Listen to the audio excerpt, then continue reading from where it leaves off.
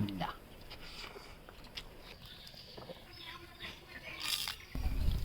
দর্শক,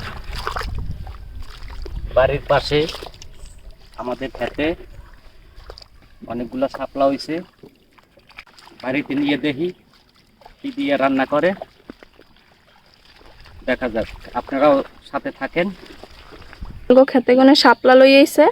আজকে চিংড়ি মাছ দিয়ে শাপলা রান্নু। আর শাপলাগুলো কুটতে নিমু।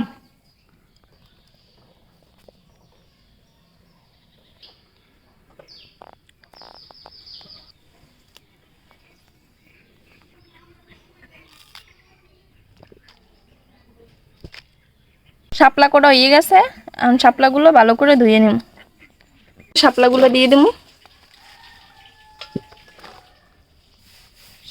শাপলা সেদ্ধ করা হয়ে গেছে, এখন নামাই নিই।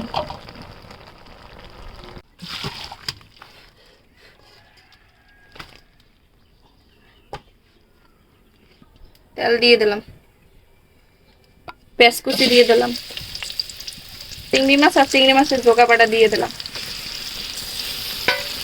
পেঁয়াজের লগে এখন ভালো করে এটা ভেজে নিতে হবে। দিয়ে দিলাম হলদির গুঁড়ি, মরিচের গুঁড়ো, লবণ। কষানোর লেগে মই দিয়ে দেব, শাপলা দিয়ে দেবো।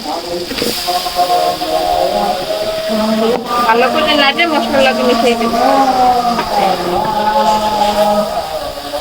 এর ভিতরে এক মৌ দেবো না, শাপলা দিয়ে অনেক মৌ বাই দেব।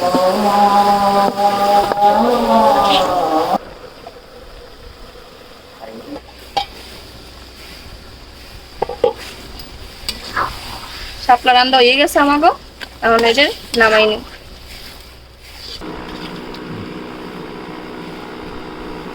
এতক্ষণে শাপলা আনলাম, চিংড়ি মাছ দিয়া রান্না করছে, খাইয়ে দেখি। বিসমিল্লাহ। খুব সুন্দর, দারুণ টেস্ট, অনেক মজা হয়েছে। এই রকমের ন্যাচারাল খাবার দেশি পাওয়া যায়।